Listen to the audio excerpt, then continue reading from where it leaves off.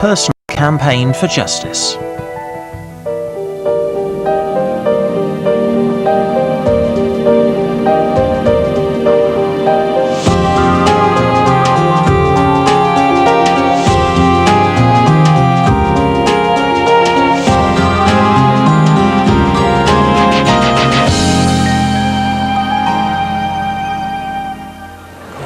This is a public paper. Horses! Carry on! Right, cut!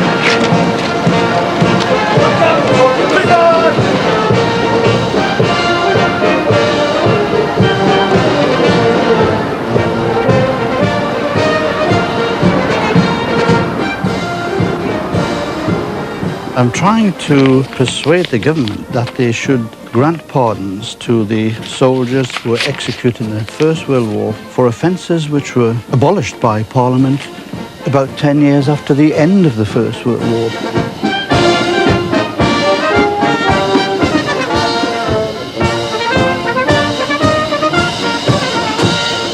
To execute boys who should in fact have been sent home by the Army's own King's regulations, I think is one of the most heinous war crimes to come out of the First World War. And then to further compound this criminal act by putting a 75-year secrecy ban on access to the court-martial documents is particularly dishonourable.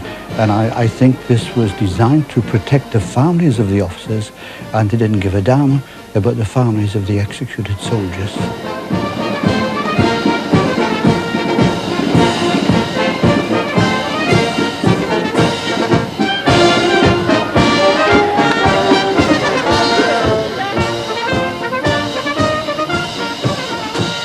One of the most tragic things I've found is at least 5 boys, underage boy soldiers, whose execution was totally illegal by the Army's own standards.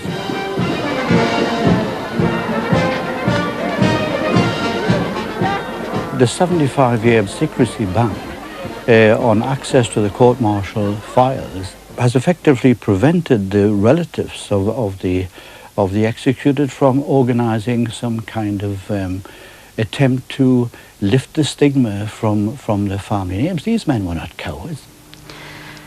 I would compare the injustice done to my grandfather and the other executed soldiers as the same as somebody who's been wrongly convicted of murder. And that is the same stigma that the families had to put up with. He wouldn't speak of it at all. No. I think they were shot because they just thought it would make the others work harder. I think it's terrible. Can't believe that men could treat other men so badly. Well, it happened out of the blue. We never expected anything like that.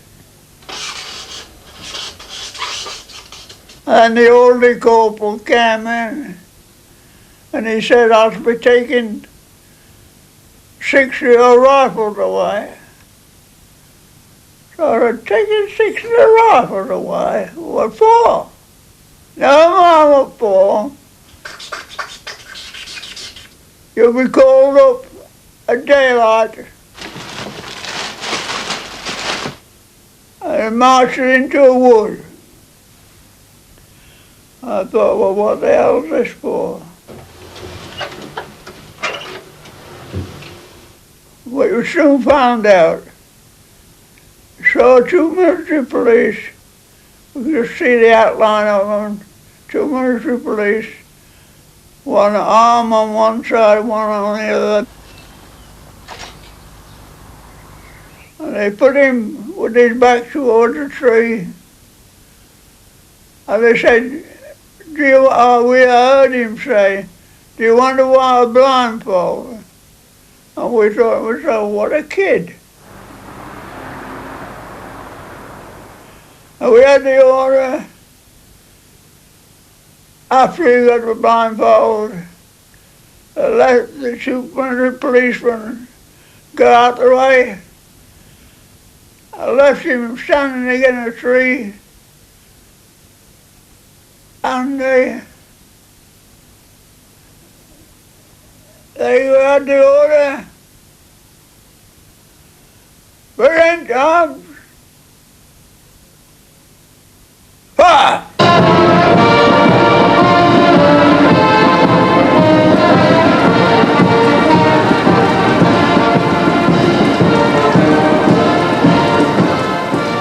But he was only a kid. It's only nerves. It's not cowardice at all.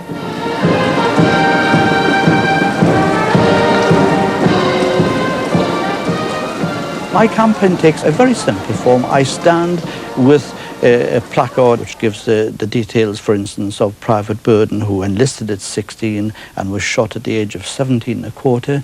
And I have leaflets with me, and if anyone wants a leaflet, I give it to them. And it's a one-man, non-violent, silent vigil. But it obviously upsets a lot of people in places of power and influence. And my leaflets and placards have been confiscated in Edinburgh. They are today in the hands of the Procurator Fiscal, who will decide whether or not to prosecute. And if he wants to take me to court, well, that's okay by me. I'll go to court. He thinks of them as his boys, you know. The young ones. He talks about my boys. Gets me upset sometimes. But I only hope to God it'll get sorted soon, because I don't think it can go on much longer. It's gone on a long time now. Years and years. What can you say of a wife who watches the retirement of both of us draining away in this campaign? I couldn't do anything in this campaign without her 100% support. She's not very happy about the untidiness of the room, I think. It drives me crackers. At first it started with a little bit of paper, and now there's a complete forest. Rainforest's gone because he gets such a lot of paper printing and things like that. If John's in Newcastle with a placard, and I know where he is, I'll go from one end of Newcastle to the other to avoid him. We'll go right round. But the rest of it, I'll help him with, but not those. She rang up the Lib Dems in London, and it's something about the war pensions, but I couldn't understand what she meant. But he doesn't get it, and nobody will get this far. But, oh yes, you've got to have faith. In life you've got to have faith. And John has a good faith. Stronger than mine, I think. Perhaps, I don't know, nobody can tell what each other's faith's like. It's a personal thing inside you. He's a devout man. It's a mission, I think, a mission in life. I always went to church and Sunday school as a child, and religion of one kind or another was present all the time. Campaign is part of a faith. It's part of a church's social teaching that there be justice done. He's like St. George and the Dragon, you know. Weaving a spear around. But his spears are words and actions, I suppose. I think he empathises with these boys. I think it brings it all back to John.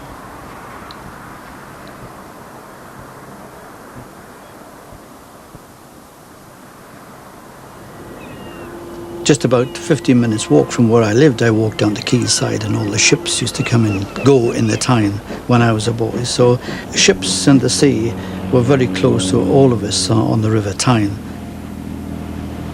I was born in Byker, a suburb of Newcastle, in 1926. I had a loving family, and I grew up in what was one of the worst slums of Newcastle. But when you're a kid, you relate to your surroundings. I wasn't aware of being poverty-stricken, but I had a very happy childhood. When I was about 12, I joined the Naval Cadets quite naturally. It was a sort of a halfway step to doing the real thing.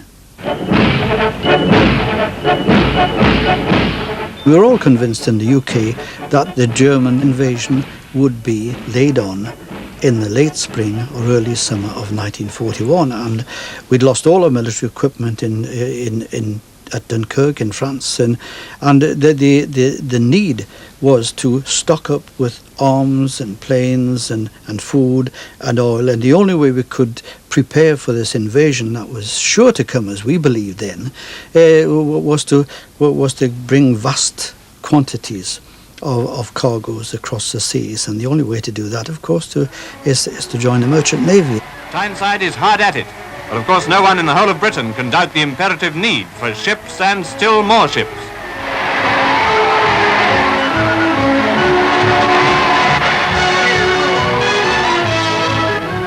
I discovered, to my joy, that you could join the merchant navy at 14 as a cabin boy, galley boy, deck boy. No fraudulent enlistment here. It was accepted. At 14 you were fit enough to go to sea. I discovered that all you had to do was to pester local shipping officers long enough, and there would be a vacancy for a cabin boy, a deck boy or a galley boy somewhere. I did eventually get a chit from one of the shipping officers to go to a doctor, to go for a medical. And I told my parents at the end of the day, and they'd be wondering where I'd been all day long. And my father had the idea that if he's going to be as stubborn as that, well, perhaps he let him have one trip to sea, and perhaps he'll be so sick and he'll be delighted to come ashore again. Of course, it didn't work out like that. It's an incredible feeling to be going off to sea. I've always wished to do that, and this was a dream come true. We didn't know where we were going until well into the North Atlantic for security purposes, but I did find out that we were headed for Curacao, the Dutch West Indies, to pick up oil for the UK, and the idea of sun-bathed beaches and palm-fringed beaches and so on. I was looking forward so much to the taste of the Caribbean.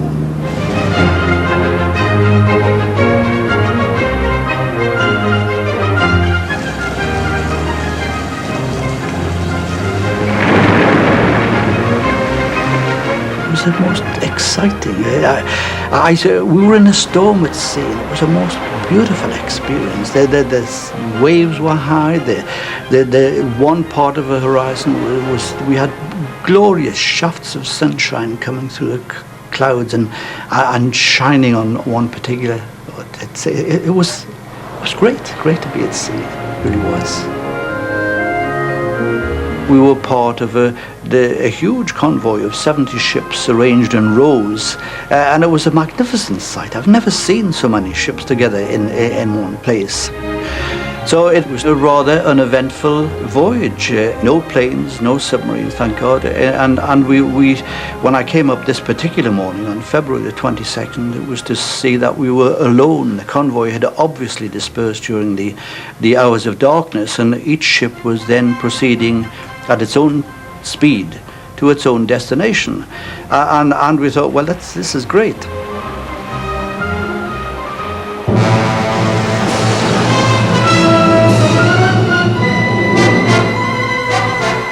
It's not what we expected. Don't expect German battleships loose in the Western Atlantic when we have the biggest navy in the world. It's just not the thing to expect.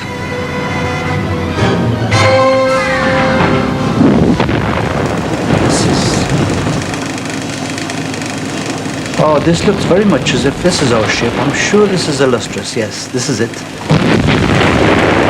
As I was in the cabin, as I was putting on my life jacket, I quickly whipped over the lid of my suitcase, and on the right was a 50 box of Woodbine cigarettes, a present for my father. On my left, my Sunday school Bible, and because I'm right-handed, I instinctively grabbed the cigarettes, stuffed them down my life jacket, and got out of that cabin as quickly as possible. She's taking a pounding, but by this time, all the boats are away.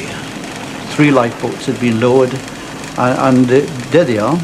That's the first time I was really frightened, because I'd been told and read about the seamen in open boats being machine gunned, and this is what I was afraid would happen to us, and we were directed to come alongside the hull of the Sean Host, and instead of seeing a machine gun mounted on the deck, all we saw was a movie camera. The propaganda team of the Sean Host were in fact photographing the whole operation. More shelling of the Sean Host, sorry, of the Lustrous. And here we are. This is Taffy, the one who was. This is a group. Stop that, can I? Take it back a wee bit.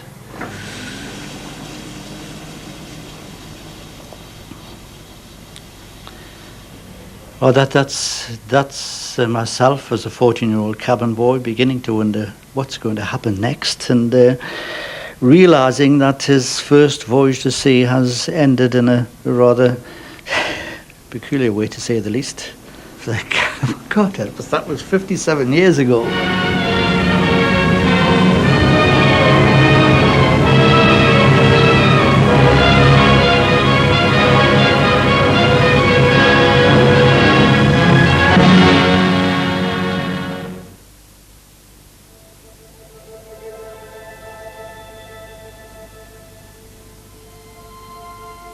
They had no prison camp for seamen at all, so they sent us all, Royal Navy and Merchant Navy personnel, to one compound in the big camp at San Bostel.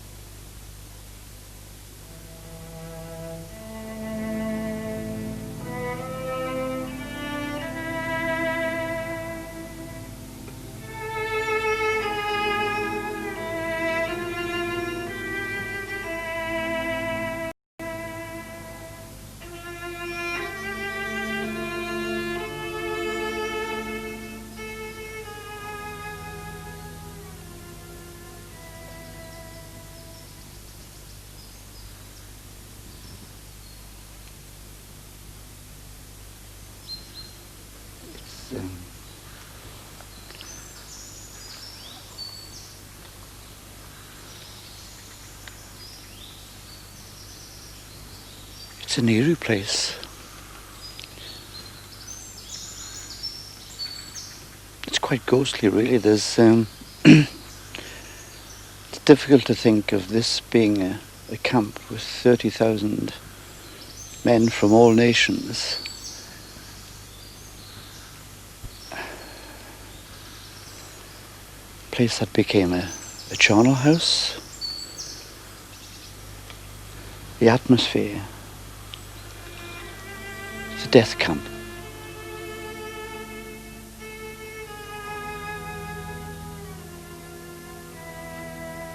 The Yugoslav soldiers were crammed into barracks much more closely than the British were. We had more food than they had. Red Cross food parcels came to us, but not to them. And they were so weak, they were collapsing. They had no energy. And it was death for them. And the Nazi scale of racial values, the Slav peoples were just about at the bottom of the pile, and of course they were treated as almost non-persons. In fact, when they died, they weren't even given a marked grave with a name on it. So they were just dispensed with as worthless. The military mind can turn to humiliation of those in its charge so very, very easily. I think in any kind of nation we have to be constantly on the guard against the abuse of power.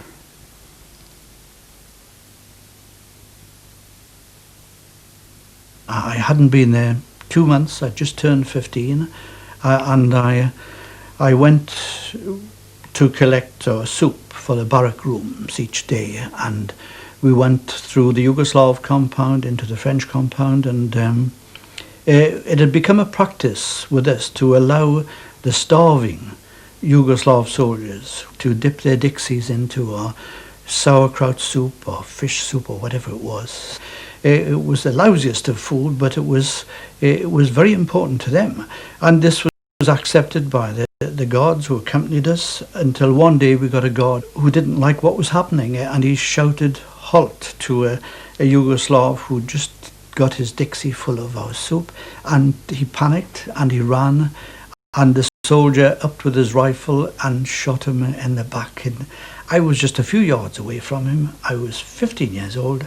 I'd never seen anyone die, and to see the first death at 15, which was really a cold-blooded murder, has stayed with me all my life. I prayed for that man's soul for a long time afterwards, and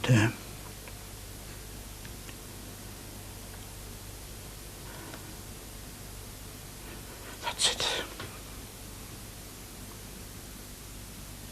It's as if it happened yesterday, really. I can't ever forget that.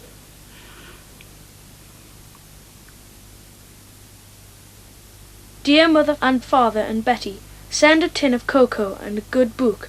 Hope you received the 2 letters I wrote before I left England. I'm quite well and in the pink of health, and believe me, I'm getting plenty of good food, so I'm asking you all not to worry, as my shipmates are looking after me. You can send me a £12 parcel every month, and I'll pay you back when I return. Send me some hard light sweets and toffee. You'll get full particulars from the Red Cross. This is the last place I expected to be, but I'm trusting that you will take it all right. Give my love to one and all, and tell them not to worry. Believe me, I'm sorry I have caused you so much trouble and worry. If anyone blames you for sending me to sea, tell them from me to go to hell and mind their own business. Don't forget, chins up. Don't worry, I'm always thinking of you, and I know you're doing the same. Your loving son, Jackie. Put your trust in God, and he will see you through all this trouble. Send a small Bible if possible.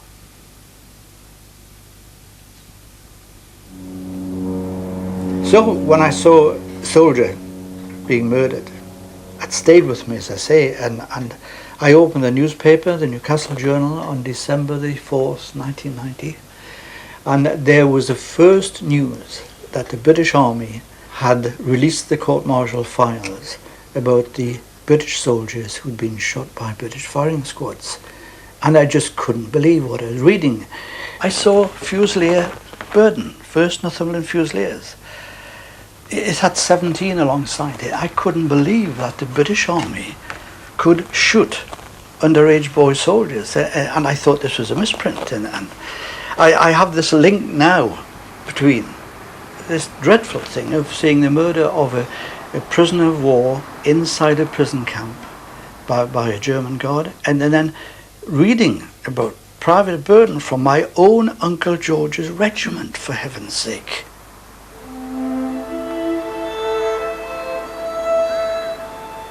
When I think of my uncle who was in the trenches at 16 in the First World War, his war was infinitely worse than mine. Mine was a holiday camp in comparison, and he was killed at the age of 19 on October the 14th, 1918, and the telegram announcing his death arrived at my grandmother's house on Armistice Day. There was no joy in my uncle's home that day, and as I grew up, I grew up under the shadow of the example of my 16-year-old soldier uncle, and he must have been a great fellow, because my favourite aunt used to say, you would have loved your Uncle George had he been alive.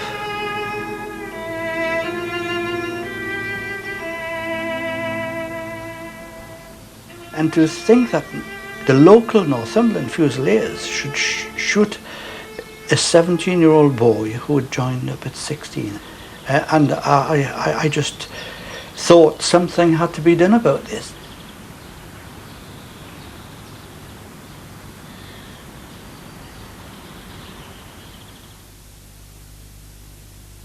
We left San Bostel in 1941. They eventually decided to build a special camp for merchant seamen. Milag it came to be called, Marine Interne Lager. It was completely different. It was a much more tolerant regime than the military regime that existed in San Bostel. There was companionship in the camp. It was a merchant navy camp, so really these were not soldiers, sailors or airmen. These were men who had spent all of their lives at sea. In fact, we had men in their 70s, men who would normally have gone to sea until they died. And they'd been to every place you could think of, every port you could think of in the world. They were permanent history and geography lessons themselves. It was fascinating. I shared a barrack room with some fellow who was polishing his boots one night, and I wondered where on earth he was going, that he needed to polish boots. He says, "I've gone off to benediction." "What's that?" says I. "Oh," he says, "come along if you want." So I went with him to the benediction service in the chapel. Stella Maris, Star of the Sea, very aptly named for a seaman's church. And I kept going regularly until finally I became so interested in the faith that I was instructed by Father Denway, one of the young priests, French-Canadian priests, and I was received into the church with a Liverpool lad and 2 black seamen, 4 of us, in Easter 1943. The Catholic priests who were in the prison camp, their spiritual help was paramount in my survival. There's only 1 priest left alive out of the 10, and this side of heaven he won't realize how much I and the other prisoners depended on the spiritual life which they were able to provide and to develop. The lowest point in my spirits came in late 1943, where there was another Christmas coming up, and we're going to still going to be there,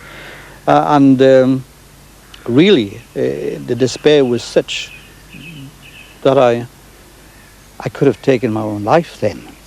It was so easy to do in a prison camp. All you had to do was cock your leg over the warning wire that was 12 feet away from the main barbed wire, and the machine gun towers would have opened up immediately. I'd actually seen that happen once, and if it hadn't been for the faith, I may have stepped over that wire, and I would have missed out on so much that was good in the rest of my life.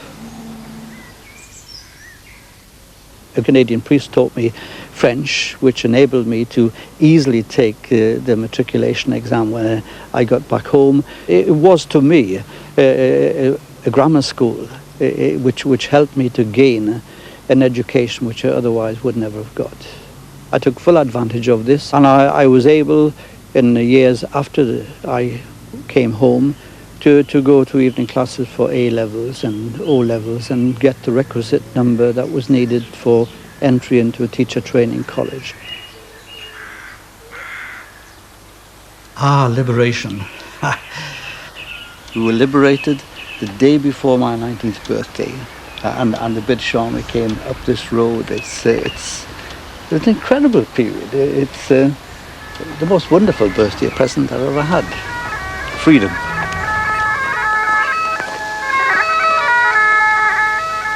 There was a British tank crew beside the nearest machine gun tower, and they were screwing the necks of chickens and flinging them over the barbed wire. So we knew we were then free. I tore off my identity discs, which had KGF 91414, my prison camp number, and flung it as far as I could, and walked to the gates and went straight through them, and just wandered about for several days, quite happily, taking in the sights. I promised myself that when I got back home, I would seek out places in the hills of Northumberland. I would walk wherever I chose to walk and celebrate the freedom and along Hadrian's Wall, which is my favourite walk, a section of the Roman Wall. And this for me reinforces every time I go there how precious our personal freedoms are, and how we don't know how precious they are until we've lost them. As a prisoner of war in the Second World War at the age of 14, I can empathize with 16-year-old boys on the Western Front to a certain extent. They suffered much more than I ever did. I try to put myself in the place of boys like this who must experience a terrible sense of betrayal. How Private Burden and the other boys and the shell-shocked men must have felt on the eve of their execution when they knew that a few hours away dawn would come up and they'd be led out and be executed. He sneaks out now, placarding. Where was he sneaking out on? I didn't know he was going on Saturday. He wanted to be up very early. And then I saw the carrier bag with the cards in. I said, "Where are you going?" "Durham." I said, "You'll end up in Durham. There's a prison there, you see." I didn't cut your eyebrows. Oh, what a thing. I didn't cut your eyebrows. Have a nice time. Yeah. Take care, darling. Right. Bye.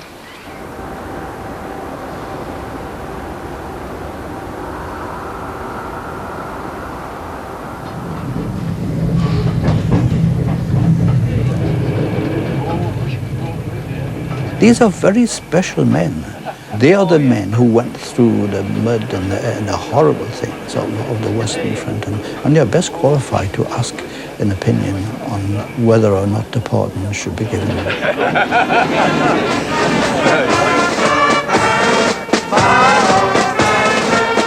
How on your way, John? Nice to see you, John. Oh, hi, Dennis.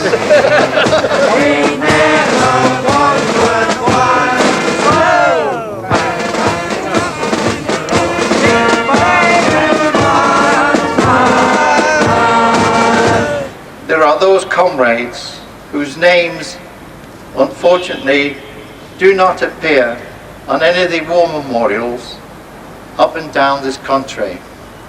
They are the underage soldiers who were executed for alleged cowardice.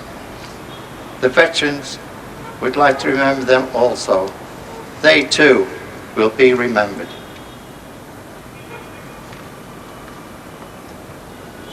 I think it should be an absolute, complete pardon. I can't think of any more terrible penalty for a chap losing his head.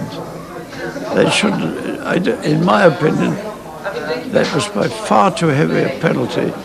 Should be a pardon. Looking back on it, I've been in Bangladesh and I've seen young soldiers 19, my age, some screaming for their mother, really terrified. But you knew you couldn't go back and you'd be shot. You've never seen the lad shell shocked, have you? No, I have. Oh, and they don't know what they're doing. They're getting away from everything, and that is it. Those chaps that scarpered,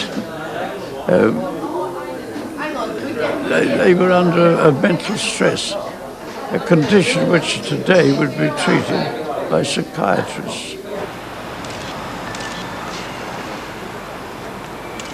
I feel it difficult almost to forgive the army for having gone that far.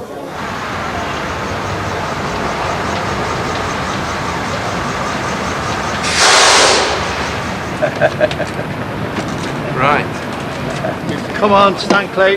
On your own. I don't know. Right, yeah, then you are the people. You don't know. Are there questions you want to ask the Prime Minister when he comes in? Can I just say, my name is John Reid. I'm Minister of the Armed Forces. Well, this is the Cabinet Office. This is where the great decisions are made. and I see you found yourself in the Prime Minister's seat. Yeah. So this is where Tony and the Cabinet would meet and make all these decisions that you constantly think are the wrong ones in here. There is one issue that these gentlemen would like to raise, and that's about the issue about a pardon. Right. Yes, Minister, I've gone through about 100 of the court-martial papers. What, the original files? The original files. So have I. Yes. I didn't trust my officials. Yes, indeed, but I was particularly concerned about the boys, the number of boys I came across. I found at least 5 underage boy soldiers. One, a boy from Dumfries, who joined up at 16 on November the 20th, 1914, and on December the 5th, 1914, he was on a cross-channel ferry, so this boy had basically 2 weeks training.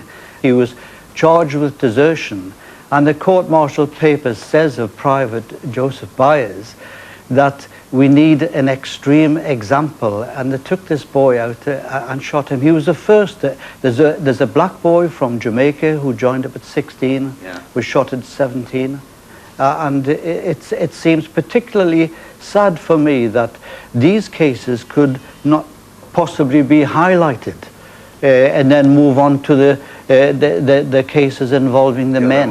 Yeah. Yes. Well, let me say, because I believe it's a duty of honour to examine these cases, which were closed up until 1990, I've not only had my officials looking at them for a year, but I've also now gone through about 100 of the 300 cases individually myself.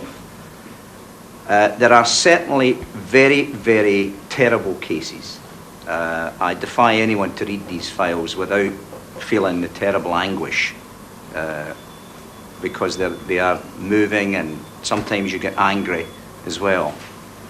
The problem is twofold, and that is that in many cases there isn't sufficient actual evidence to make a judgment. The whole trial is a handwritten 1 page. So some of them, if you were going to go for a full legal pardon, some of them would be abandoned by luck or by bad luck, that the record isn't full enough to make a judgment.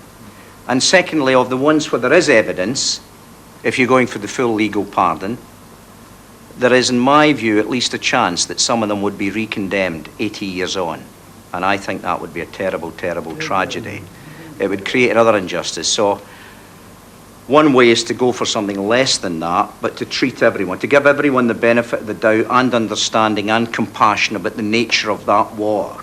So I share with you the deep, deep feeling of remorse.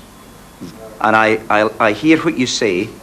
I think it was right for a government minister in the new government to say we're not going to do what previous governments have done and say no, we won't look at it.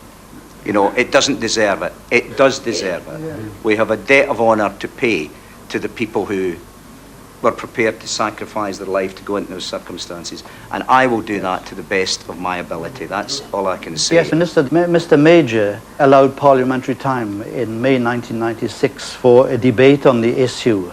Well, I think you can take it that if I'm saying something on it, there will be a parliamentary statement. And yes. A it's debate, the nature. perhaps? What you fought for all those years ago was the right for people to put their opinion, and they will certainly put their opinions in Parliament, and I must bear the responsibility for the decisions I take. There will be There will be a parliamentary debate, Minister. Sorry? There will be a parliamentary debate. There will be a parliamentary statement which allows everyone to involve themselves in questions, which normally means making statements. Yes, thank you.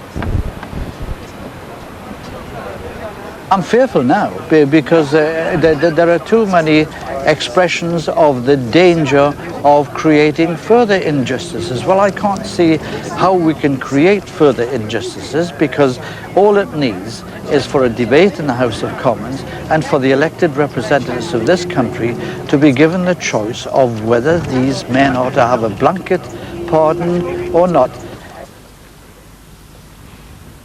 306 men executed for cowardice or desertion during the First World War are not to receive official pardons. The Armed Forces Minister John Reid said that so long after the events it was impossible to tell who had deliberately let down his country and his comrades and who hadn't.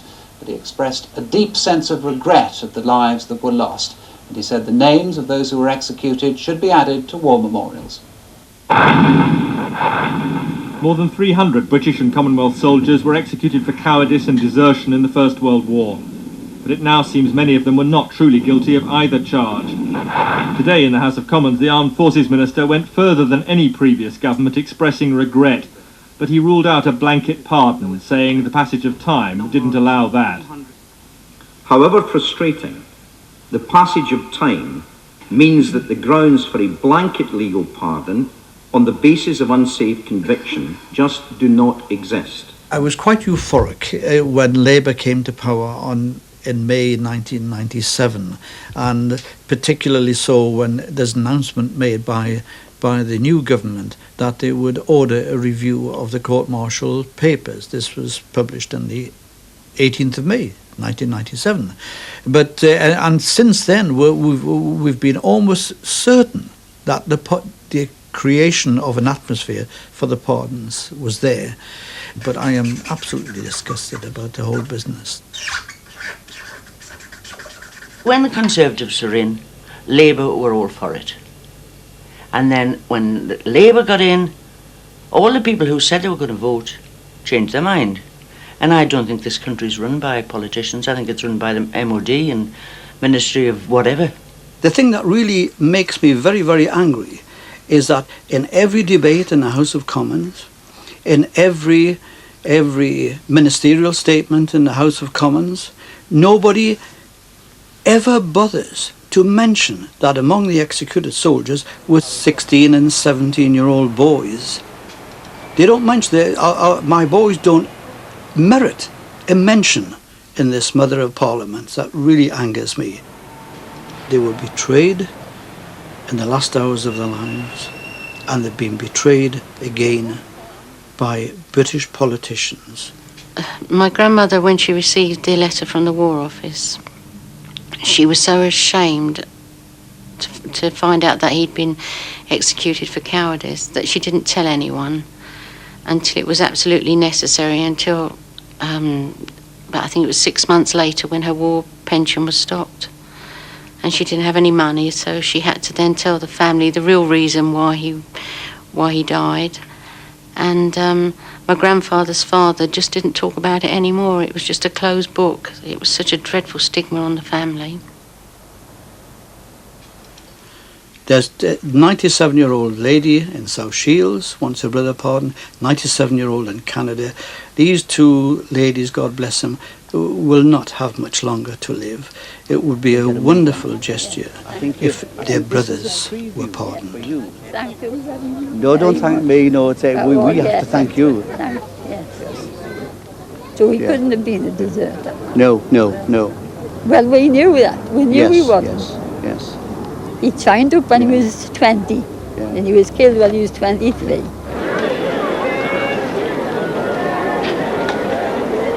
The French can find ways of pardoning soldiers who were executed by their armies. That just 2 months ago the Germans pardoned 15,000 soldiers executed by them in the Second World War, and we seem to have this very, very English thing where there's no pardons for the victims of our firing squads.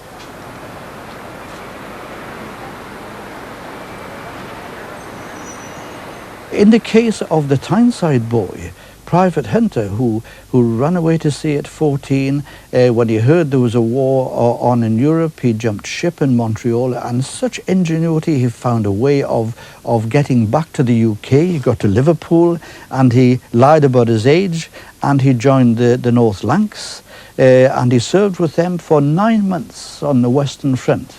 And he was charged with desertion. He's the only one of the boys who, in fact, had the courage enough to stand up for himself and defend himself. And he's so impressed, Lieutenant General Henry Wilson, who was one of the 3 court-martial officers, that he recommended the death penalty be commuted to a prison sentence on grounds of the boy's extreme youth, he says, and his likelihood of becoming a good soldier. So that's what he said. He was overruled. The boy was shot.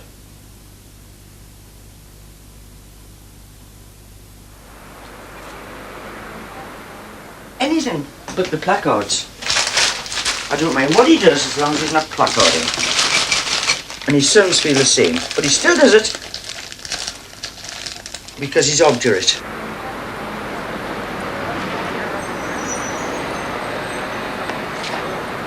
I don't mind what he's doing as long as he doesn't placard. As long as he doesn't get arrested, locked up, and getting phone calls to say, your husband's in the cells complex. That's a bit upsetting.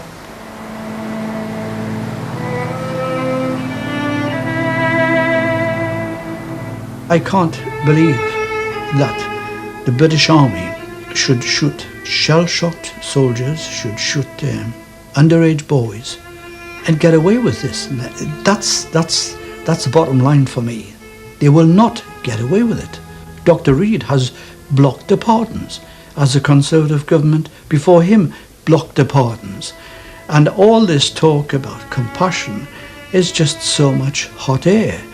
And if you want to know where the cowards are, in my opinion, the cowards are in Whitehall. The cowards are in the highest positions of power and influence in government. I could see tears in that kid's eyes, and there was tears in my eyes. It's a terrible thing. I don't know what they tell the parents. I don't know what they tell the parents. I just don't know.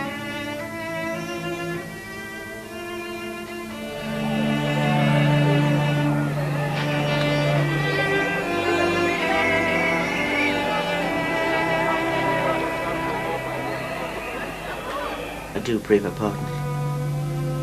So maybe I'm not praying hard enough. But he's always optimistic. Thank you. For the last 9 years he's been optimistic. I can just apply a form of single-mindedness to this.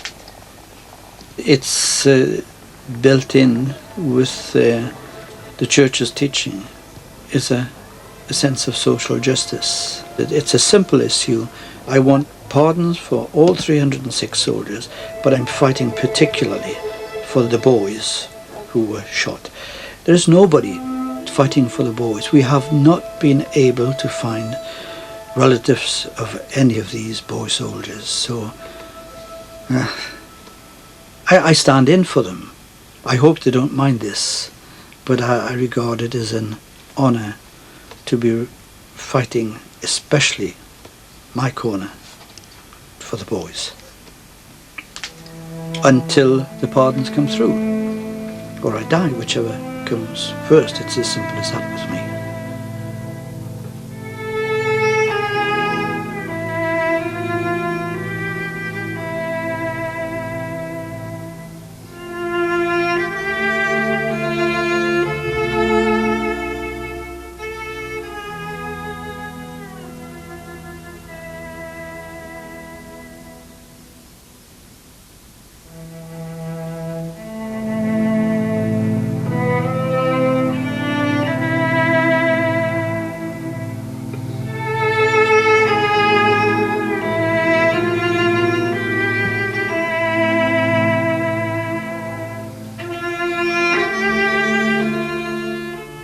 Everyman returns in the new year.